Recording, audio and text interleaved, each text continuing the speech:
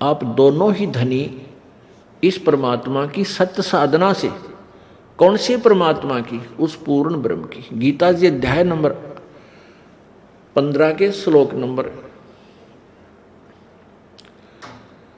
1 से 4 तक ये बताया गया है कि ये संसार रूपी एक उल्टा लटका हुआ वृक्ष जानो, और वृक्ष की ऊपर को जड़े मानो। ऊपर अर्श कुर्श पर, अर्श माने आसमान पर, कुर्श माने उसके कॉर्नर पर, आखिरी छोर पर, अर्श कुर्श पर श्वेत गुमज है। और जहां परमेश्वर का डेरा, जहां कबीर परमात्मा का डेरा स्थान सतलोक है, अरस यानी आसमान के अंतिम छोर पे, ऊपर में कति चोटी में, सुन शिखर में, तो वहां परमात्मा रहता है सतलोक में। तो ऊपर को तो जड़ है, यानी वहां से तो सबकी उत्पत्ति हुई है। वहीं से ब्रह्म की उत्पत्ति, जो 21 ब्रह्मांड का मालिक है, ब्रह्मा विष्णु महेश का पिता है, जिसको काल ज्योति निरंजन भी कहते हैं, काल ब्रह्म भी बोलते हैं। और वहीं से परब्रह्म जो 7 संग ब्रह्मांड का स्वामी है, उसकी उत्पत्ति हुई है। अर्थात वो जड़ है, वो मूल है, मुख्य है, सबकी, सभी प्राणियों और सभी ब्रह्मांडों का रचनहार वही है।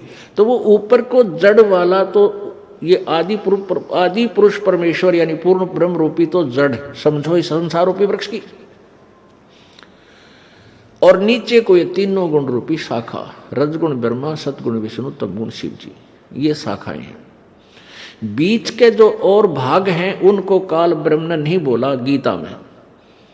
उसके लिए गीता जी अध्याय नंबर 4 के श्लोक नंबर 34 में बताया है कि वो तत्व ज्ञान जो अध्याय नंबर 4 के श्लोक 32 में जिसके विषय में लिखा है कि सच्चिदानंद घन की वाणी में वो लिखा हुआ है, विस्तार से कहा, उस तत्व ज्ञान को यानी कंप्लीट नॉलेज, उस संपूर्ण ज्ञान को किसी तत्वदर्शी संत से जाकर पूछ। उनको दंडोत प्रणाम करने से, कपट छोड़कर उनसे प्रसन्न करने से वो तत्वदर्शी संत तुझे उस परमात्म तत्व की, यानी और परमात्मा गीता ज्ञान दाता से कोई भिन्न है, उस पूर्ण ब्रह्म के बारे में जानकारी देंगे। उस तत्वदर्शी संत की पहचान बताई है 15वें अध्याय के प्रथम श्लोक में। उसमें बताया कि ऊपर को जड़ वाला, नीचे को तीनों गुण रूपी शाखा वाला, ये जो संसार रूपी वृक्ष के सारे पार्ट, सभी विभाग, जड़ कौन परमात्मा है, और तना कौन प्रभु है, डार कौन प्रभु है, और शाखा कौन है, ये विस्तार से जो जानकारी देगा स वेदविद, वह वेद के तात्पर्य को जानने वाला है, अर्थात वो तत्वदर्शी संत है।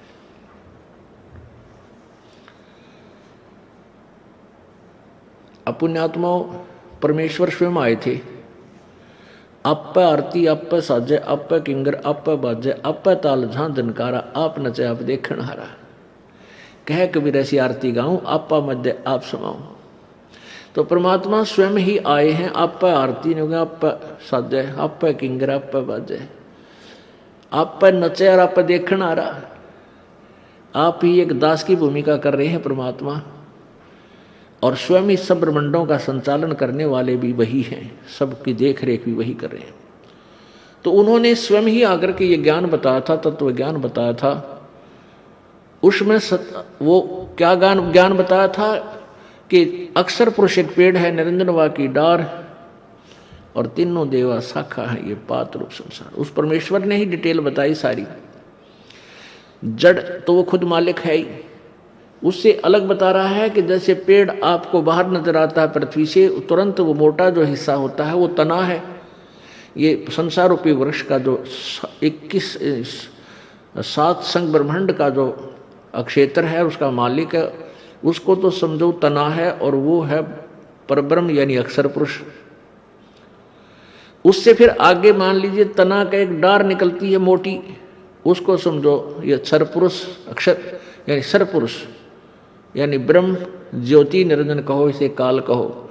और उस डार के फिर 3 शाखा हैं, ये रजगुण ब्रह्मा, सतगुण विष्णु, तम गुण शिव जी रूपी शाखा, और फिर पात रूप संसार। इस विस्तार से जो बताएगा स वेदविद, वो तत्वदर्शी संत है। तो तत्वदर्शी संत की खोज करने के बाद उस परम पद परमेश्वर की खोज करनी चाहिए। जब तत्वदर्शी संत आपको मिल जाए, उसके पश्चात गीता जी अध्याय नंबर 15 के श्लोक 4 में कहा है कि तत्पश्चात परमात्मा के उस परमेश्वर के उस परम पद की खोज करनी चाहिए, जहां जाने के बाद फिर संसार में लौटकर प्राणी कभी नहीं आता। और जिसने सारे ब्रह्मांडों की रचना की है, जिस भगवान ने, और गीता ज्ञानदाता कहता मैं भी उसी की शरण में हूं, उसी की भक्ति करनी चाहिए। गीता जी अध्याय नंबर 18 के श्लोक नंबर 62 में कहा कि अर्जुन तू सर्वभाव से उस परमेश्वर की शरण में जा जिसकी कृपा से तू परम शांति और शाश्वत स्थान अर्थात सनातन परम धाम को यानी सत्यलोक को प्राप्त होगा। वहां जाने के बाद फिर कभी जन्म मृत्यु नहीं होगी। वहां जाने के बाद प्राणी कभी लौटकर संसार में नहीं आते। 15वें अध्याय के 4थे श्लोक में स्पष्ट किया है। और इन तीन प्रभुओं के विषय में गीता जी अध्याय नंबर 15 के 16 और 17 श्लोक में स्पष्ट किया है। एक क्षर पुरुष, एक अक्षर पुरुष, यानी एक ब्रह्म, एक पर ब्रह्म, और ये दोनों ही नाशवान हैं।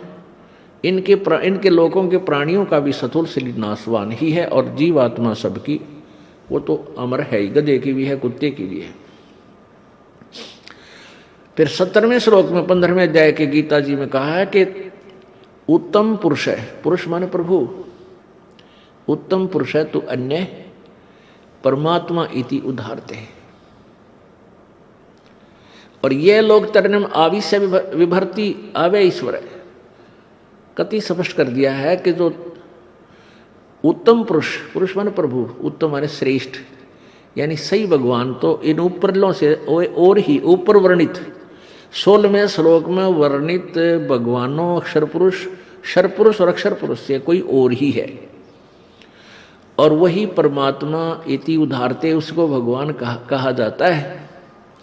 और वही लोक तरम आविश्य विभर्ति, तीनों लोकों में प्रवेश करके सबका धारण पोषण करता है, वो अव्यय ईश्वर है। अव्यय माने अविनाशी, वो वास्तव में अविनाशी परमात्मा है।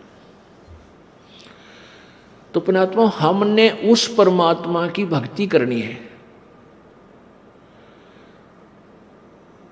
उसकी भक्ति करने से हम पाप, जो हमारे प्रारब्ध में दुख हैं, उनसे भी छुटकारा होगा।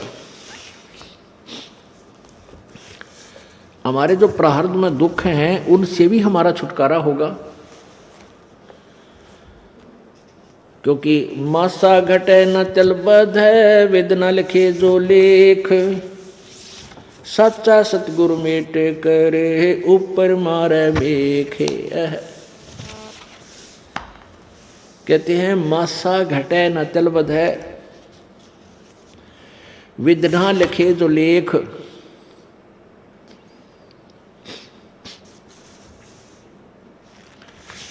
और सच्चा सतगुरु मेट के ऊपर मार दे मेघ।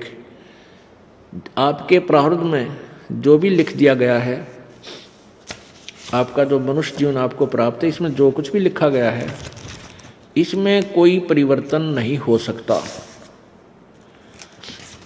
मासा घटे न चल बध है, वेदना लिखे जो लेख,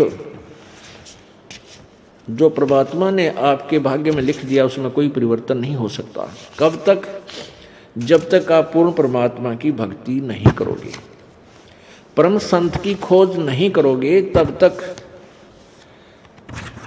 आपका प्रारब्ध का दुख, आपका संकट निवारण नहीं हो सकता। तो उसके लिए आपने संत की खोज करनी पड़ेगी, परम संत की। और परम संत हमें मिलेगा तभी हमारा छुटकारा होगा।